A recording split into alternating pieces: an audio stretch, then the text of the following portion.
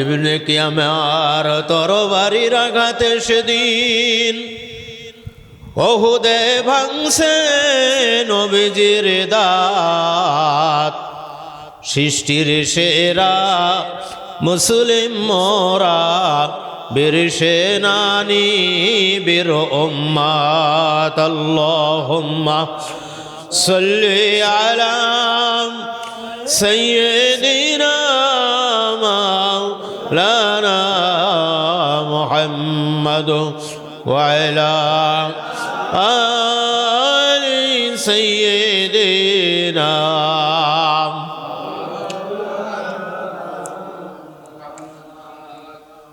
বিসমিল্লাহির রহমানির রহিম। ওমা খলাকতুল জিন্না ওয়াল ইনসা ইল্লা লিয়াবুদুন ইলা আখির। আল্লাহর দরবার শুকরিয়া আদায় করি যে আল্লাহ জাল্লাহু শান আপনাকে আমাকে মহব্বত করে পূর্ণাঙ্গ দিনের জরুরি ইলমের মজলিসে দিন সম্পর্কে শিক্ষা আমলের মানুষ আসবার বসবার শিক্ষা এবং আমল করার তৌফিক আল্লাহ দান করছেন। অন্তর অন্তর স্থল থেকে শুকরিয়া আদায় করি, সকলে বলি আলহামদুলিল্লাহ। দুরুদ সালাম বর্ষিত হোক মুক্তির মানবত আদুস সরওয়ারে কায়নাত হযরত রাসূল পাক সাল্লাল্লাহু আলাইহি ওয়াসাল্লাম। আমি একটা আয়াত কারিমা পাঠ করছি। আল্লাহ পাক রব্বুল আলামিন বলছেন যে আমি মানুষ এবং জিন এই দুই জাতিকে সৃষ্টি করেছি আমার ইবাদত করার জন্য, বন্দেগী করার জন্য, দাসত্ব করার জন্য। সার অর্থ এই, সরল অর্থ ওমা খলাকতুল জিন্না ওয়াল ইনসা ইল্লা লিয়াবুদুন। জিন এবং মানুষ কিসের জন্য আল্লাহ সৃষ্টি করছেন? আল্লাহর ইবাদত বন্দেগী করার জন্য আল্লাহ রাব্বুল আলামিন কি করছেন? সৃষ্টি করেছেন। তাই আল্লাহর লক্ষ্য উদ্দেশ্য হলো যে আমার বান্দা বান্দিগণ আমার ইবাদত বন্দেগী করবে। তো ইবাদত বন্দেগী সমাজের মধ্যে আপনার বিভিন্ন কিসমের আছে। সার নির্যাস মূল ইবাদত বন্দেগী থেকে মানুষ অসংখ্য গুণ দূরে রয়েছে। দেখান এই ইবাদত কত প্রকার, ইবাদত কত প্রকার বলতে পারেন? ইবাদত কত প্রকার? ইবাদত হলো তিন প্রকার। কয় প্রকার? তিন প্রকার। ইবাদতে রূহানি, ইবাদতে জিসমানি, ইবাদতে মালি। কয় প্রকার হলো? প্রত্যেকটার প্রকার ভেদ আছে, তাই না? রূহানি বন্দেগী, জিসমানি বন্দেগী, মালি বন্দেগী। তাহলে ইবাদত কয় প্রকার? আবার আল্লাহ এবং বান্দার মধ্যে সম্পর্কযুক্ত বিষয়ের ইলম মৌলিক 10 প্রকার। ওটা ইবাদত না? হকুল্লাহ। আমরা যখন প্রকার ভেদে আসবে তখন কি এই বন্দেগীও চাই, ইবাদতও কি তাই। তো এই ইবাদতে রূহানি কাকে বলে? আল্লাহ তাআলা রূহের উপর যে আদেশ এবং নিষেধ করিয়াছে, রূহের উপর যে আদেশ এবং নিষেধ করিয়াছে, উক্ত আদেশ নিষেধের মাসলাকে মুহলিকাত বা মুনজিয়াত, মুহলিকাত ও মুনজিয়াত, মুনজিয়াতের মাসালা বলা হয়। অর্থাৎ তাসাউফের মাসলা বলে। কিসের মাসলা বলে? তাসাউফের মাসলা। উক্ত মাসআলা সমূহ কামেল মুর্শিদের মাধ্যমে শিক্ষা করিয়া উহার উপর আমল করার নাম হইল রূহানি বন্দেগী। সুবহানাল্লাহ। আল্লাহ তাআলা রূহের উপর যে আদেশ এবং নিষেধ করিয়াছে, উক্ত আদেশ নিষেধের মাসআলাকে মুহলিকাত ও মুনজিয়াতের মাসালা বলে। এই মুহলিকাত ও মুনজিয়াতের মাসালাকে তাসাউফের মাসলা বলে। কিসের মাসালা বলে? তো মুর্শিদে কামেলের মাধ্যমে শিক্ষা করিয়া উহার উপর আমল করাকে কি বলে? রূহানি বন্দেগী বলে। তাহলে রূহানি বন্দেগী কাকে বলে বোঝা গেছে? গেল না? আল্লাহ তাআলা রূহের উপর যে আদেশ এবং নিষেধ করছে, রূহের রং আছে? কথা কয় না। রূহের আকার আছে? এর বয়স আছে? বুড়ো হয় না, হুকুম মাত্র। প্রত্যেকের মধ্যে মেহমান হিসেবে আছে, তাই না? আল্লাহর হুকুম হবে। আবার যত সময় রূহ আছে তত সময় জিন্দা, আর যখন রূহ নাই তখন মুর্দা। পরিষ্কার? কেউ যদি তাসাউফের মাসলা শিক্ষা না করিয়া দিবারাত্র আল্লাহর ধ্যানে বসিয়া থাকে বা সর্বদা মুখে জিকির জারি রাখে, তাহাতে রূহানি ইবাদত হইবে কিনা? প্রশ্ন ঠিক আছে তো? এই দেখেন, দাজ্জালুনা কাজ্জাবুন, দাজ্জালুনা কাজ্জাবুন। শূন্যতে ভরা দলের নাম কি? শূন্যতে ভরা, ফরজের ঠিকানা নাই। কথা বোঝেননি? সুন্নাতে ভরা, ফরজের ঠিকানা নাই। সূরা বাকারা শরীফে আসছে মুনাফিকের কথা, বলছে যে তোমরা তো আমাদের লোক, তো ওখানে যাও কেন? বলে ওই যে যাই একটু ঠাট্টা করতে। হুজুর বলছেন না যে ঠাট্টা করতে যায়। তো ওরা আবার দৃষ্টান্ত কিরকম, যে আকাশে যখন বিদ্যুৎ চমকায়, সাক্ষাৎ করে আলো হয় কি হয় না? তুই যখন একটু আলো দেখে তখন সামনের দিকে দুই পা চাই, আবার যখন বিদ্যুৎ চমকানো কি হয়ে যায়, বন্ধ হয়ে যায়, আবার জায়গায় দাঁড়ায় যায়। তা মুনাফিক আছে ওই খানিক যায় খানিক হাঁটে, আগরে পিছু। কথা বুঝেছেন? সূরা বাকারার মধ্যে এই সম্পর্কে বিরাট বিশদ বর্ণনা আছে। তা কেউ যদি তাসাউফের মাসালা শিক্ষা না করিয়া দিবারাত্রে আল্লাহ তাআলার ধ্যানে বসিয়া থাকে বা সর্বদা মুখে জিকির জারি রাখে, তাহাতে রুহানি ইবাদত আদায় হইবে কিনা? কেন হচ্ছে দমে দমে জপর এমন আল্লাহ, দম থাকিতে ভুলো না মন আল্লাহ, আল্লাহ আমার কাছে আছে, আল্লাহ আমায় দেখিতেছে, বিশ্বাস রাখিয়া জপ আল্লাহ। এইভাবে জেপেই যাচ্ছে, কিন্তু তাসাউফের খবর জানে না। কিসের খবর জানে না? তাসাউফের খবর জানে না। এর এই ধ্যান জ্ঞান মগ্ন যা আছে 16 আনা 16 আনি। নাউজুবিল্লাহ। জিকির করা কি সমস্যা? নিষেধ আছে? আল্লাহর ধ্যানে বসা কি নিষেধ আছে? কিন্তু কোথারটা কোন জায়গায় আর কোথারটা কোথায়? বহু বছর আগের কথা, আমি একটা মন্দিরই দেখছিলাম, লেখা আছে হরে হরে কৃষ্ণ কৃষ্ণ রাম রাম, ধ্যান ছাড়া মুক্তি নাই, দান ছাড়া ধর্ম নাই। কি? ধ্যান ছাড়া মুক্তি নাই আর দান ছাড়া ধর্ম নাই। কথা ঠিক না বে ঠিক? যদিও সনাতন ধম্বম্বলিতে লেখা, কিন্তু আসলে তো কথা তাই। প্রকৃতপক্ষে ইখলাসুস সায়ের অন্তরের মধ্যে যদি তাসাউফ না ঢোকে, ধ্যান হবে না। ধ্যান, আর ধ্যান যখন হবে না, মুক্তিও মিলবে না। আর এই তাসাউফে পূর্ণাঙ্গ দিনের মধ্যে যারা আছে, তাদের দানের সিস্টেমটাই আলাদা। ঠিক না বেঠিক? তো ওই ধ্যান ছাড়া মুক্তি নাই, দান ছাড়া ধর্ম হয় না। কথা 100% সত্য। আমার কথা বিশ্বাস নয়, খৈচে ডাঙ্গার কালীতলায় যাই দেখে আসে, ওখানে লিখা দেখে। কথা কি বুঝতে পারলেন? এই জন্য তাসাউফের মাসলা শিক্ষা করা হলো ফরজ। ইজালাতুহা ফারজুন আইনুন। চাইরো মাযহাবের কথা, আমার একজনের না। আমল করাও কি? আমল করাও আর দিবারাত্র আল্লাহর ধ্যানে বসিয়া থাকা বা সর্বদা মুখে জিকির করা মুস্তাহাব বা নফল ইবাদত। এখন ফরজ ছাড়িয়া নফল ইবাদতে মশগুল হওয়া শরীয়তের খেলাফ। ফরজ ছাড়ে নফলে মশগুল হওয়া কিসের খেলাফ? শরীয়তের খেলাফ। আর শরীয়ত তো 3 ভাগ, আকাইদ থেকে তাসাউফ। ঠিক না? এই শরীয়তের খেলাফ। যেমন 5 ওয়াক্ত ফরজ নামাজ আদায় না করিয়া দিবারাত্র নফল নামাজ পড়ে, আহাম্মক না? তো আর রমজান মাসের ফরজ রোজা আদায় না করিয়া শাবানের রোজাতে মন্ত থাকে, শবে বরাতের রোজা থাকে। অথচ রমজানের রোজা ফরজ আইন, ফরজ 5 ওয়াক্ত নামাজ। ইন্না সালাতা কানাত আলাল মুমিনিনা কিতাবাম মাওকুতা।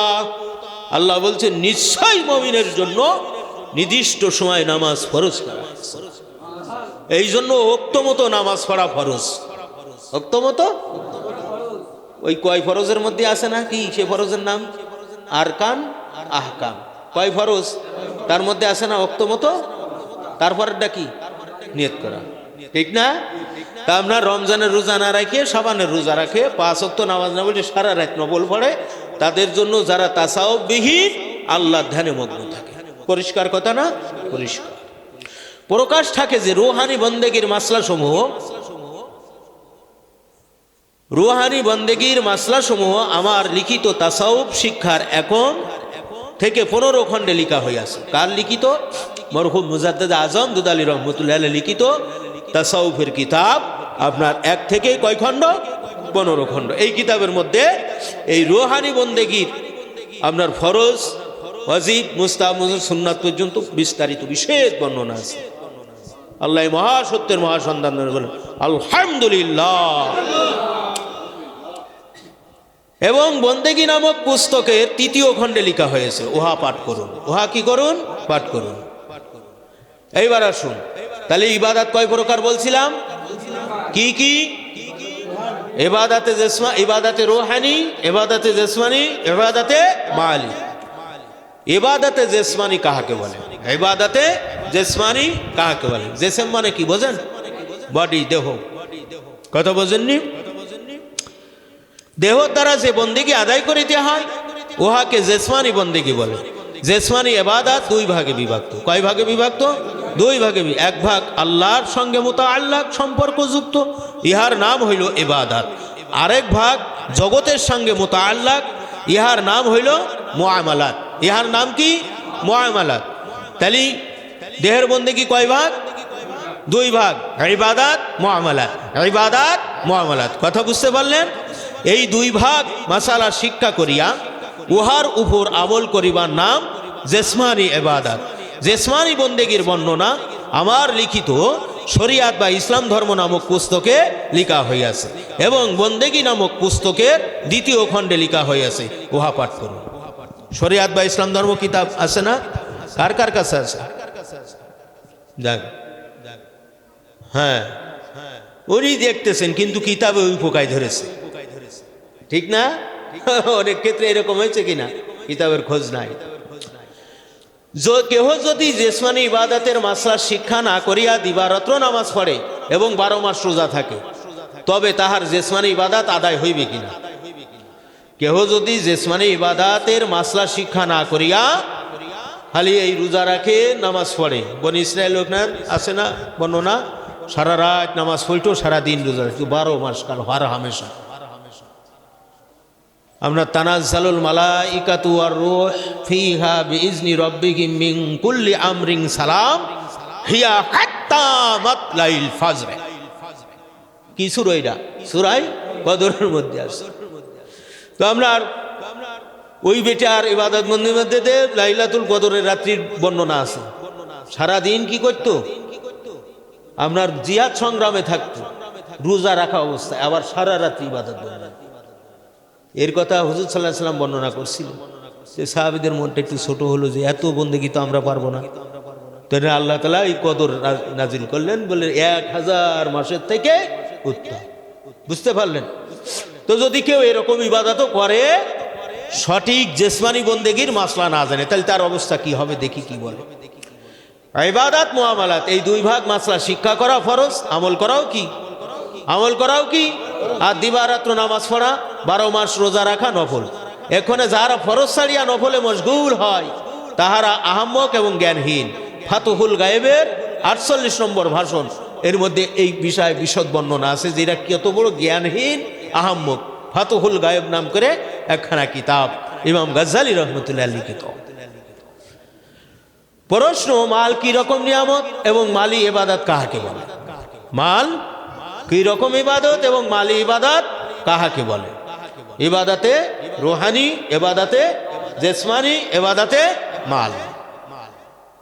মাল মস্ত বড় নিয়ামত, যাহার দ্বারা দেহ এবং দেহের ভিতরের আত্মা কায়েম থাকে। সুবহানাল্লাহ। দেহ এবং দেহের ভিতরের আত্মা কি থাকে? কায়েম থাকে, বেশি থাকে। যাহার দ্বারা এহ জগৎ ও পরজগৎ হাসিল হয়। যেই মালের দ্বারা কোন জগৎ হাসিল হয়? এহ জগৎও হাসিল হয়, পরজগৎও হাসিল হয়। যাহা ছাড়া এই দুনিয়াতে জীবন বাঁচানো যায় না। মালবিহীন তেলবিহীন গাড়ি চলে? চলে? চলবে না। আর শরিয়াতের বিধান মতে আয় করা, শরিয়াতের বিধান মতে কি করা? আয় করা ও শরিয়াতের বিধান মতে ব্যয় করার নাম মালি ইবাদত। শরিয়াতে যেই নির্দেশ আসে, নির্দেশ অনুযায়ী আয় করবে, যেই নির্দেশনা দেওয়া আছে সেই নির্দেশনা হিসাবে কি করবে? ব্যয় করবে। এই ইবাদতটার নাম কি? ইবাদতে মালি। কারণ মাল আল্লাহর পক্ষের বিশেষ নিয়ামত না? জি।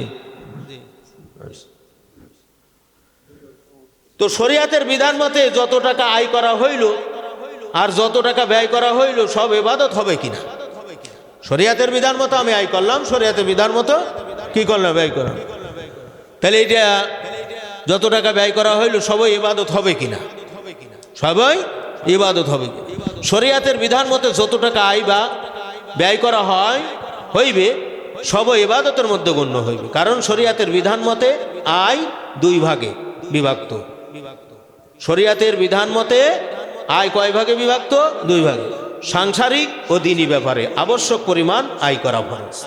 সাংসারিক এতদিন শুনেছেন তো ধর্মের জন্য আয় করা ফরজ, ধর্ম রক্ষা করা জারি কায়েমের জন্য আয় করা ফরজ, এই কথাটা আমার মনে হয় অনেকেরই মগজে নেই, তাই না? সংসারের জন্য করি কিন্তু ধর্মের জন্য দিই, এই ধারণাটা বেশি ছিল না? এই ধারণাটা কি ছিল? বেশি ছিল। কিন্তু দেখেন মানে এই বিষয়টা তো আমারও তো খেয়াল নেই, এখন তো দেখছি। তো আয় কয় ভাগ? এখানে দুই ভাগ করা হয়েছে। আয়কে কয় ভাগ করা হলো? দুই ভাগ করা হয়েছে। সাংসারিক ও দ্বীনি ব্যাপারে আবশ্যক পরিমাণ আয় করা ফরজ। সংসারের জন্য যেরকম আয় করা ফরজ, দিন ধর্ম রক্ষা জারি কায়েমের জন্য সেরকম আয় করা কি ফরজ। সাংসারিক বা দ্বীনি ব্যাপারে আবশ্যকের বেশি ইসলাম ধর্মের গৌরব বা মর্যাদা বৃদ্ধির জন্য আয় করা মুস্তাহাব। উভয় সওয়াবের কাজ এবং ইবাদত। সুবহানাল্লাহ। তা আপনার ফরজ কাটবে কিছু সিস্টেম আছে না, ব্যয় বিধানের সিস্টেম আছে না, দেখা যায় ফরজ আদায় হয়। আপনার সাধারণ একটা সোয়েটারে শীত মানালো, সাধারণ একটা সোয়েটারে কি মানালো? শীত মানালো। কিন্তু আপনি একটু উন্নত মানেরটা কিনতে গেলে পয়সা বেশি লাগবে না? বা একটু জাঁকজমকপূর্ণ 10 জনের সামনে গেলে কাপড়টা একটা মানে একটা জাঁকজমক সৌন্দর্য বৃদ্ধি হবে, সেটা আপনার বেশি লাগবে না? তা আপনার দেখা যায় যে আপনার অনেক সময় শীত মানাবে কিন্তু আসলে জাঁকজমক পূর্ণ না, কিন্তু আবার শীতও মানাবে আবার একটু জাঁকজমক পূর্ণ হবে, সেখানে মাল বেশি খরচ করতে হবে না? তো সংসারের ব্যাপারে একটু ভালোভাবে চলতে গেলে এবং দ্বীনি ব্যাপারে আর একটু বেশি দান করতে গেলে সেটা মুস্তাহাব মুস্তাহাসান সুন্নতের মধ্যে শামিল হবে। সুবহানাল্লাহ। অর্থ উপার্জন করা যে ফরজ, কোরআনে তাহার প্রমাণ আছে কিনা? অর্থ উপার্জন করা যে ফরজ তা কোরআনে আছে কিনা? আল্লাহ বলছেন ফাইদা কুদিয়াতিস সালাতু ফান্তাশিরু ফিল আরদি ওয়াবতাগু মিন ফাদলিল্লাহ। আল্লাহ রাব্বুল আলামিন কোরআনের মধ্যে ইরশাদ ফরমান, মূল অর্থ যখন নামাজ পাঠ করা শেষ হইয়া যায়, কি পাঠ করা? নামাজ আদায় করা শেষ হয়ে যায়, তখন তোমরা জমিনের দিকে ছড়াইয়া পড়ো এবং আল্লাহর ফজল তালাশ করিতে থাকো। অর্থাৎ যে ব্যক্তি যেই কাজের উপযুক্ত সেই কাজ করিয়া টাকা মাল উপার্জন করিতে থাকো। হুকুম কার? ফাইদা কুদিয়াতিস সালাতু ফান্তাশিরু ফিল আরদি ওয়াবতাগু মিন ফাদলিল্লাহ। আল্লাহর জমিন যেটা আল্লাহর মাল কি করো? আপনার ইনকাম করো, উপার্জন করো। টাকা মাল উপার্জন করা আল্লাহর ফজল বা রহমত। কারণ আত্মা দেহ ছাড়া দুনিয়ার বুকে প্রকাশ্যভাবে কায়েম থাকিতে পারে না এবং দেহ ও মাল ছাড়া জিন্দা বা কায়েম থাকে না। মোট কথা, মাল ছাড়া এহ জগৎ এবং পরজগৎ উভয় জগতের কোনো জগতই হাসিল হইতে পারে না। কাজেই মাল আল্লাহর তরফের বড় নিয়ামত, এই জন্যই মালকে আল্লাহর ফজল বলা হইয়াছে। সুবহানাল্লাহ। আল্লাহর নিয়ামতের মাল একটা কি বিশেষ নিয়ামত। মানুষ যে জিন্দা আছে 3 ভাগের মধ্যে, কয় ভাগে? দেহ, আত্মা, মাল। দেহ আছে, মালও আছে, আত্মা নাই। খাতি পারবে, মাখতে পারবে, দাম আছে, এর কোনো দাম নাই। তো আত্মা আছে, দেহ আছে, মাল নাই, এর দুর্বল রোগী, তাই না? এর শরীর চলতে পারবে না। অর্থ উপার্জন করা মুস্তাহাব, তাহার প্রমাণ আছে কি? অর্থ উপার্জন করা যে মুস্তাহাব তার কোনো প্রমাণ আছে কি? এরকম কিছু কথা শোনা যায় না? তোমার কি মাল আছে, অর্থ সম্পদ আছে? হ্যাঁ, এদিক খেয়াল করে। সে ব্যক্তি বহু টাকা ও বহু উট, অসংখ্য ছাগল ইত্যাদির বর্ণনা করিলেন। নবীজি তার কাছে জিজ্ঞেস করে, তোমার কি কোনো মাল সম্পদ আছে? তখন ওই লোকটা বহু টাকা পয়সা এবং উট, ছাগল, ভেড়ার কথা কি করলেন? নবীর সামনে বর্ণনা। তখন হযরত সাল্লাল্লাহু আলাইহি ওয়াসাল্লাম বলিলেন, আল্লাহকে এই মালের নিদর্শন দেখাইয়া খুশি করিবে না, নিদর্শন দেখাইয়া খুশি করিবে না। এই কথাটা যখন লোকটারা বলিল, সেই ব্যক্তি তখন বাজারের দিকে চলে গেল। কোন দিকে চলে গেল? খালি নিদর্শন দেখাইও না, দেখায় আল্লাহর খুশি করিবে না। তার মানে তোমার যে আছে তার মূল হাকিকত তোমাকে দেখাতে হবে কিরকম। তখন সেই ব্যক্তি বাজারের দিকে চলিয়া গেলেন। কিছুক্ষণ পর সহি লেবাসে সজ্জিত হইয়া হযরত সাল্লাল্লাহু আলাইহি সাল্লামের সামনে হাজির হইলেন। সুবহানাল্লাহ। আল্লাহ নবী সাল্লাল্লাহু আলাইহি সাল্লাম বলিলেন, বেশ, এখন তোমাকে ধনবান লোকের মতো দেখাই। সুবহানাল্লাহ। মানে লোকটার লিবাস পোশাক ছিল ফকিরের মতো, এবং নবীজি জানতেন যে তার মাল সম্পদ আছে। তারপর তার মুখ দিয়ে জিজ্ঞেস করেন যে তোমার কি কোনো মাল সম্পদ আছে? বলছে, হ্যাঁ হুজুর, আমার টাকা আছে, পয়সা আছে, উট আছে, ভেড়া আছে, ছাগল আছে। তো আল্লাহকে খালি নিদর্শন দেখাইও না। এই কথা যখন বলছে, জ্ঞানী লোক ছিল, সঙ্গে সঙ্গে বাজারে গেছে। যাওয়ার পরে তার মনে মনে শাহী পোশাক, তার অর্থ সম্পদ অনুযায়ী সে আমরা সুন্দর পোশাকে সজ্জিত হইয়া আল্লাহ নবীর সামনে আসছে, হাজির হলেন। হযরত সাল্লাল্লাহু আলাইহি সাল্লাম বলিলেন, বেশ, এখন তোমাকে ধনবান লোকের মতো দেখায়। ইহাতে আল্লাহ বড়ই সন্তুষ্ট হইয়াছেন। সুবহানাল্লাহ। ইহাতে আল্লাহ কি হয়েছেন? বড়ই সন্তুষ্ট হয়েছে। অনেকে সাবান ছোটা কেনার যোগ্যতা আছে, কিন্তু জামাতে ভোমরা ফাটা গন্ধ, মনে করে ময়লা কাপড় মল ফোনা বোধ বুজুর্গনি না বেজির ঘুগিরি। হ্যাঁ, বুজুর্গই নাই, একজন পাশে দাঁড়াইছে, গা দিয়া ভগ ভগ করে গন্ধ করে। এরকম লোক আছে না? এর কাপড় চোপড় পোশাক আশাক গার আলির স্মৃতি ধোয় না, পানির তলে দেয় না, আছে না? নাই? হ্যাঁ, এর আল্লাহর কাছে অপছন্দনীয় না, রসুলের কাছে অপছন্দনীয় না। যেই রূপ মাল আল্লাহ তোমাকে দান করিয়াছেন, সেই রূপ তোমাকে দেখিতেছেন। সুবহানাল্লাহ। আল্লাহ তোমাকে যেইভাবে দান করছেন, তুমি ঠিক সেই রকমই আছো। এই বিবরণে পরিষ্কার বোঝা যায়, ইসলামের গৌরব রক্ষার্থে শরিয়াতের বিধান মতে যত টাকা আয় করিবে সবই সওয়াবের মধ্যে গণ্য হইবে। আমাদের বিশ্বনবী সাল্লাল্লাহু আলাইহি সাল্লাম শেষ বছর 100টি উট কুরবানি দিয়েছিলেন। সুবহানাল্লাহ। কেউ যদি আবশ্যকের বেশি অর্থ উপার্জন করিতে করিতে কোটিপতিও হয়, আর নিয়াত থাকে যে আমি অর্থের পরিমাণ ধর্মের উন্নতি করিতে থাকিব, তবে সব আয় সওয়াবের মধ্যে গণ্য হইয়া যায়। সুবহানাল্লাহ। প্রকাশ থাকে যে দিনের অপরিহার্য জরুরি ইলম হাসিল ও কোরআন প্রচার করার জন্য, এবং দিন ইসলামের উপর আক্রমণ আসিলে সেই আক্রমণ প্রতিরোধ করার জন্য যেই পরিমাণ টাকা পয়সা বা মাল আসবাবের প্রয়োজন, তাহা সংগ্রহের উদ্দেশ্য সাধ্যমতো সর্বাত্মক চেষ্টা সাধনা করাও ফরজ। দৃশ্যে বলেন আল্লাহুম্মা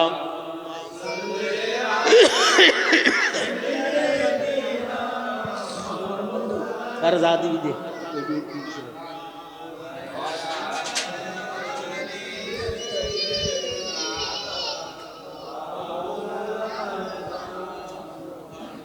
টাকা হইলে মানুষ ফিরাউন হইয়া যায়, এই কথাটি কি রকম? এরকম কথা আছে না, ধরে টাকা হয়েছে আর মানুষ নেই, হয় না? আমাকে এনে গনে না, ফিরে না, এরকম লোক আছে না? বেঈমানের টাকা হইলে দেখা যায় সত্যি ফিরাউনের মতো হইয়া যায়, কিন্তু ইমানদার লোকের টাকা হইলে সে সুলাইমান সাজিতে পারে। সুবহানাল্লাহ। হযরত সুলাইমান আলাইহিস সালাম এর তরিকায় দিন ইসলামের অকল্পনীয় ব্যাপক খেদমত ও ইসলামের শান মর্যাদার উন্নতি করিতে পারে, এবং হযরত ওসমান গনি রাদিয়াল্লাহু তাআলা আনহুর মতো দানবীর সাজিতে পারে। বেঈমানের টাকা হলে কার মতো হয়? ফিরাউনের মতো। কিন্তু ইমানদারের হলে সুলাইমান আলাইহিস সালামের মতো কি হতে পারে? দানবীর, দানশীল, আপনার অর্থের দাপট নিয়ন্ত্রণ করা, ধর্মের জন্য শান মান ইজ্জত বাড়ান, বিরাট ভাবে আপনার কি করতে পারে? খরচা করতে পারে। কি কি কাজের জন্য টাকা উপার্জন করা ফরজ? কি কি কাজের জন্য টাকা উপার্জন করা ফরজ? অর্থ উপার্জন করা, নিজের এবং পরিবার বর্গের খোরাক, পোশাক, ঘর দ্বার, হাবেলি অর্থাৎ পর্দা, পেশাব, পায়খানা, গোসল ও পানির ব্যবস্থা ইত্যাদি তৈয়ার করিতে যত টাকা দরকার, উহা উপার্জন করা ফরজ। নিজের ধর্মশিক্ষা ও সন্তানের ধর্মশিক্ষা ইত্যাদিতে যত টাকার দরকার, উক্ত টাকা উপার্জন করাও কি ফরজ। দিন প্রসার ও দিনের উপর হামলা আসিলে উক্ত হামলা বা আক্রমণ প্রতিরোধ করার জন্য সাধ্য অনুযায়ী প্রয়োজনীয় আসবাব উপকরণ সংগ্রহ করাও কি ফরজ।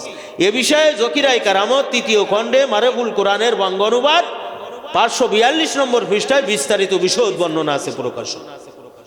কি প্রকার টাকা আয় করা শরিয়াতে, কি কি প্রকারের টাকা আয় করা শরিয়াতে বিধান আছে? কৃষিকাজ, চাকরি, ব্যবসা বাণিজ্য ইত্যাদি কাজের মাধ্যমে টাকা আয় করা শরিয়াতে বিধানে আছে, কিন্তু কৃষিকাজ করিতে গেলে যেন পরের ফসল সংযোগ না হয়। কৃষিকাজ করতে গেলে পরের ফসল যাতে কি হয়? সংযোগ না হয়। চাকুরি বেতনের সঙ্গে যেন ঘুষের টাকা জমা না হয়।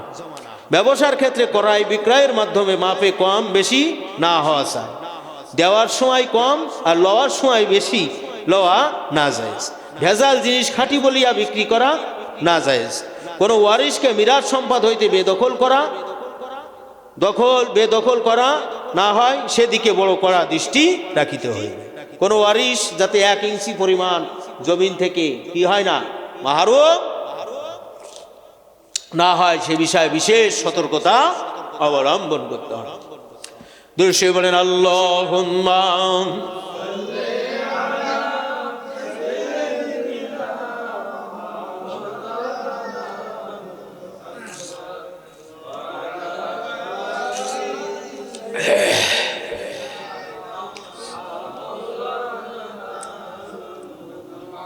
লান তানালুল বিররা হাত্তা তুনফিকু মিম্মা তুহিব্বুন। আল্লাহ রাব্বুল আলামিন বলেন, কঠিন কালেও তোমরা বেহেশতে যাওয়ার উপযোগী নেকি অর্জন করিতে পারিবে না যে পর্যন্ত মহাব্বতের মাল থেকে আল্লাহর রাস্তায় ব্যয় না করিবে। মালি বন্দেগী, কি বন্দেগী? মালি বন্দেগী। সংসারের জরুরি কাজে মাল ব্যয় করা কি রক্ষা? সংসারের জরুরি কাজে মাল ব্যয় করা কি রক্ষা? আল্লাহর দ্বীন সারা বিশ্বে প্রচার কায়েম ও রক্ষার জন্য মাল ব্যয় করা কি রক্ষা? ধর্ম রক্ষা। মানুষের অভাব দূর করার জন্য মাল খরচ করা কি রক্ষা? গরিব রক্ষা। বর্ণিত 3 বিভাগে মাল ব্যয় করিতে হইবে, অন্যথায় বখিল শ্রেণীভুক্ত হইয়া আখেরাতে মহা অপরাধী ও দোজকি সাব্যস্ত হইতে হইবে। নাউজুবিল্লাহ। প্রকাশ থাকে যে যাকাত, ফিতরা ইত্যাদি ইহা শুধু ধনীদের উপরে ফরজ ওয়াজিব। কথা বুঝতে পারলেন? কিসের মাল থেকে আল্লাহর রাস্তায় ব্যয় করতে হবে? মহাব্বতের জিনিস, মহাব্বতের মাল, মহাব্বতের জান। লাং তানালুল বিররা হাত্তা তুনফিকু মিম্মা তুহিব্বুন। যত সময় পর্যন্ত মহাব্বতের মাল, মহাব্বতের জিনিস আল্লাহর রাস্তায় ব্যয় না করো, কঠিন কালেও তোমরা বেহেশতে যাওয়ার উপযোগী হইবে না। দুরূদ শরীফ বলেন আল্লাহুম্মা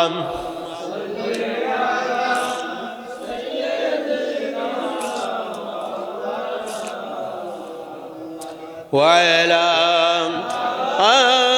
আলি সাইয়্যিদিনা।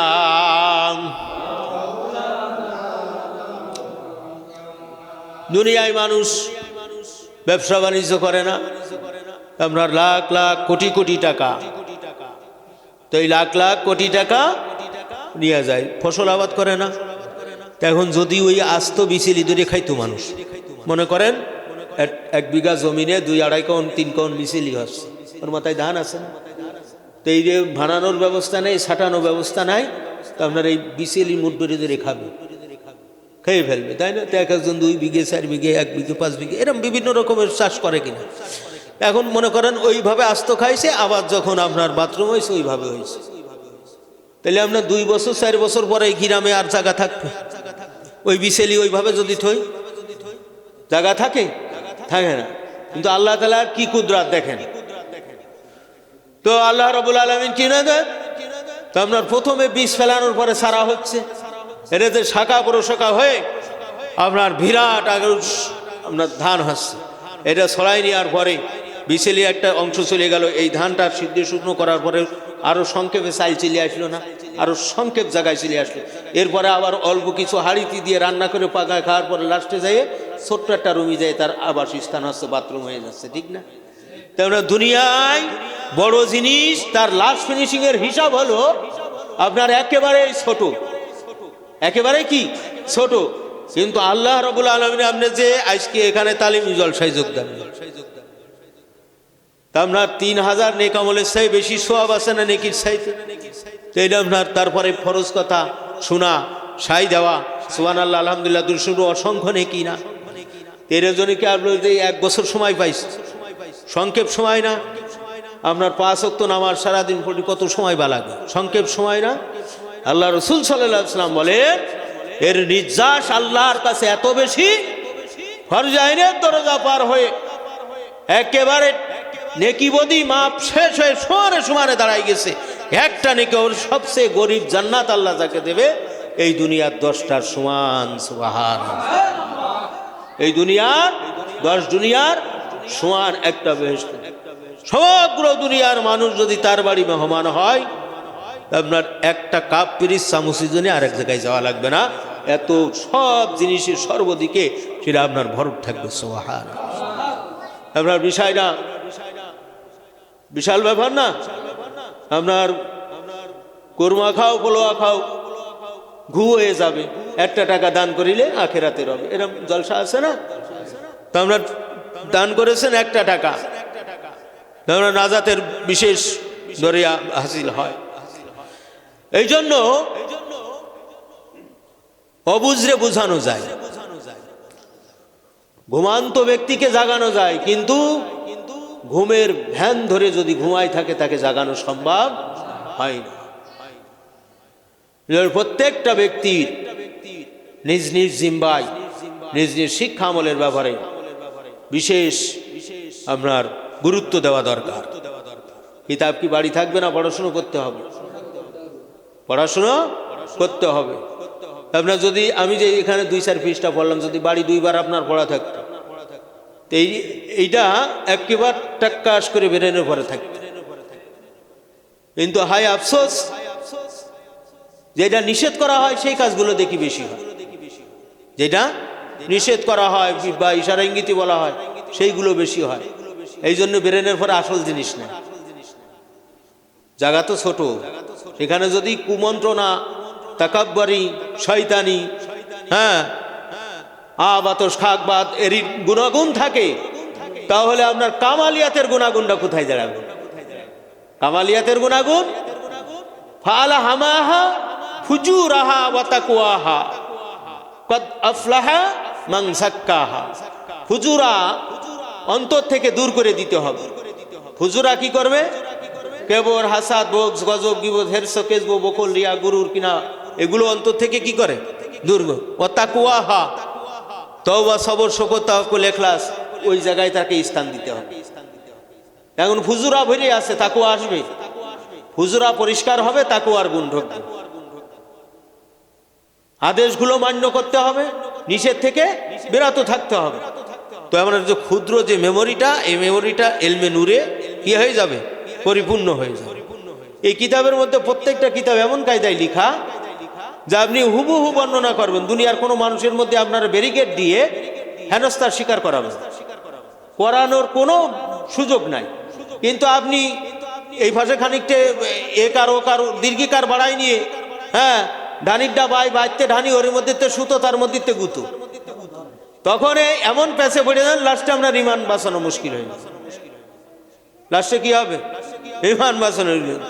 এই জন্য হুবহু বর্ণনা করার দরকার, হুবহু বর্ণনা করার দরকার।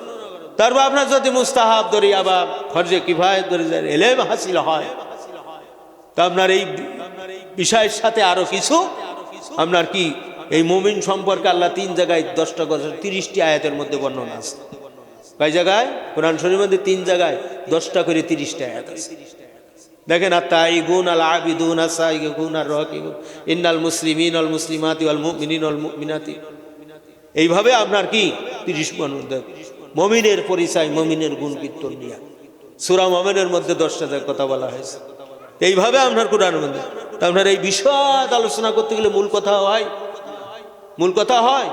তা আপনার মূল যদি আপনার তো মুমিন, আল্লাহর দ্বীন অন্তরে বিশ্বাস করে, মুখে প্রকাশ করে, সিফাতি মুসলমান। আর সিফাতি মুসলমানের আমানতের খেয়ানত করে। আর কি আছে জানো? কথায় কথায় মিথ্যা বলে। লানাতুল্লাহ আলাল কাযিবিন, আল্লাহর পক্ষে লানত কার পরে? মিথ্যাবাদীর পরে। তাহলে কয় লক্ষণের কথা বলা হয়েছে বলেন? মুনাফিকের লক্ষণ কি কি কি? আমানতের ওয়াদা করলে খিলাফ করে, আর কথায় কথায় মিথ্যা বলে। কথায় কথায় কি বলে? মিথ্যা বলে। আমানতের কি করে? ওয়াল্লাযীনা হুম লিআমানাতিহিম ওয়া আহদিহিম রাউন। মুমিনের 10 গুণ, তার মধ্যে আমানত রক্ষা করা একটা গুণ। এই 10 গুণ পার হওয়ার পরে আল্লাহ কি বললেন? আল্লাযীনা ইয়ারিসুনাল ফিরদাউস হুম ফিহা খালিদুন। আল্লাহ বলছেন এই 10 গুণ অর্জন করবে তার জন্য কানাত লাকুম জান্নাতুল ফিরদাউসে নুজুলা। সুবহানাল্লাহ। সবচেয়ে বড় জান্নাত কোনটা? জান্নাতুল ফেরদাউস। জান্নাতুল ফেরদাউস মুখে আছে, দিলে নাই। জান্নাতুল ফিরদাউস পাবেন না। কোন জায়গা পাবে না? হাবিয়া। কোন হাবিয়া পাবে না? পাবে। এই জন্য হাজেরান আল্লাহর শুকরিয়া জ্ঞাপন করেন। আপনার প্রত্যেকের পাঠ্যসূচি, প্রত্যেকের শিক্ষামূল যাতে পাঠ্যসূচি 30 খানার নিসবাত অনুযায়ী হয়, সে বিষয় আপনার বিশেষ সতর্কতা খেয়াল অবলম্বন করতে হবে। মুআমালাতের বিষয় বিশেষ সতর্কতা। খানাপিনার বিষয় তাকওয়া ফরজগারি। খানাপিনার পরে কি? নিকাহ বিবাহের সাথে বিষয়। তারপরে রোজগার যাতে হালাল হয়। তারপরে হালাল হারাম, হারামের দিকে যাওয়া যাবে না, হালালের দিকে ধাবিত হতে হবে। তারপরে দুস্তি সোহবাত, তো যে বন্ধুত্ব যাদের সাথে করব যাতে সেটা আপনার কি হয়, জাননেওয়ালা মাননেওয়ালা, বা বন্ধুর থেকে কিছু পাওয়া যাবে। কি পাওয়া যাবে? মাল করি, তাই তো? না, আপনার বন্ধুর থেকে যাতে আমার খাসলাতের কি পরিবর্তন হয়, বন্দেগী করার শেখা যায়, বিভিন্ন সিস্টেম জানা যায়। নির্জন বাস, সফর, কি সফর করা, পিতামাতা সন্তানের হক, পিতামাতার যে কর্তব্য আছে সেই কর্তব্য, সন্তানের পরে যে কর্তব্য আছে সেই কর্তব্য সম্পর্কে বিশেষ সতর্কতা। আত্মীয় স্বজন, এতিম মিসকিন, ধনী দরিদ্র, পথিক মুসাফির, এদের হক। আত্মীয় স্বজনের সাথে সদ্ব্যবহার, ঠিক না? আচ্ছা, শেখ সাদী রহমতুল্লাহ একটা কবিতা লিখছেন, তার সারাংশ এই: এক পথিক যাচ্ছিলেন পথ দিয়ে, একজন পথিক বৃদ্ধ মানুষ পথ দিয়ে যাচ্ছেন, পাগলা কুত্তাই কামড়াইছে। কিসে কামড়াইছে? পাগলা কুত্তাই কামড়াইছে। এখন ওই বৃদ্ধার একটাই মেয়ে ছিল, ওনার বিবি মারা গেছে, মেয়েটা বেশ খানিক শেখ না। তো এই রাত্রিতে আপনার ওই পা জ্বালা যন্ত্রণা শুরু হয়েছে, তো বলছে যে ছুরি গরম করে একটু সেক দাও। ন্যাচারাল অ্যান্টিবায়োটিক নয় সময়, ATS ইঞ্জেকশন। এখন তো ঢুস করে ফুসই নেই, এর আগে তো জাল দিয়ে বাইর করতে, একটু লুয়া দিয়ে সেক দিত ইত্যাদি ছিল না। তেমন ওই মেয়েটা ওর বাবাকে জিজ্ঞেস করছে, আব্বা কি হয়েছে? বলছে, মা কুকুরই কামড়াইছে, খুব জ্বালা যন্ত্রণা হচ্ছে। তখন মেয়ে বলছে, তোমার কি গালে দাঁত ছিল না? তুমি কুকুর রে, কথা কয় না, তুমি কুকুর রে কামড়াইতে পারো নাই? তখন বলছে, মা কুকুরের কাজ কুকুরে করেছে, কুকুরের কাজ কুকুরে করেছে, কামড় দিয়েছে পাই। কুকুরের কাজ কুকুরই করেছে, কামড় দিয়েছে পাই। তাই বলে কি মানুষের পক্ষে কুকুরের কামড়ান শোভা পায়? আরে আত্মীয় তো খুশি খুলা, বোঝেননি? আত্মীয় খুশি খুলা, পরিবার খুশি খুলা। তো ঠুসি খোলাটাও যা করবে, ঠুসি বোঝেন, মুখে ঠুসি দেয় গরু যাতে মানুষের ফসল না খায়, আমরা দিছি বহু। তা আত্মীয় তো ঠুসি খোলা, তা আমিও কি ঠুসি খোলা হব? আমার পরিবার ঠুসি খোলা, তাই বলে কি আমিও ঠুসি মুখে তো মুখোশ খুলে হবে? হবে না। এই জন্য পিতামাতার সন্তান ঘরের আত্মীয় স্বজন, এতিম মিসকিন, ধনী দরিদ্র, পথিক মুসাফিরের হক। উস্তাদ এবং পীর এবং মুরিদের হক। যে তোমার সমালোচনা করে তুমি তার কথায় গুরুক্ষেপ করিও না, যেহেতু যে তোমার সমালোচনা করতেছে সে তোমার মতো ওই রকম যোগ্যতা সম্পন্ন লোক না। খালি ঢোল ভাঙা কলস বাজে বেশি, খালি কলস কি বাজে বেশি। এই জন্য জ্ঞানীজন সুধীজন বলছেন যে তোমার সমালোচনা করতেছে তুমি তার পিছে দৌড়িও না, তার কারণ যে সমালোচনা করে আর যাকে নিয়ে করে তার সমকক্ষ সে কখনো না। এই জন্য তার গায়ে জ্বালা ধরে, এই জন্য তার কি করে গায়ে জ্বালা ধরে। অল্প বিদ্যা ভয়ঙ্কর, পুঁথিগত বিদ্যা আর পর হস্তে ধন। বলেন, পুঁথিগত বিদ্যা আর পর হস্তে ধন, কহে বিদ্যা কহে ধন হইলে প্রয়োজন। পুঁথিগত বিদ্যা আর পর হস্তে ধন, কহে বিদ্যা কহে ধন হলে প্রয়োজন, সাবধান থাকতে হবে। আল্লাহ বুঝাত তৌফিক এবং শক্তি দান করেন, রোহানি জেসমানি মালি বন্দেগি হিতাবি ধারায় আদায় করার তৌফিক দান করেন, আমিন। সালাম পাঠ করেন ইয়া নবী।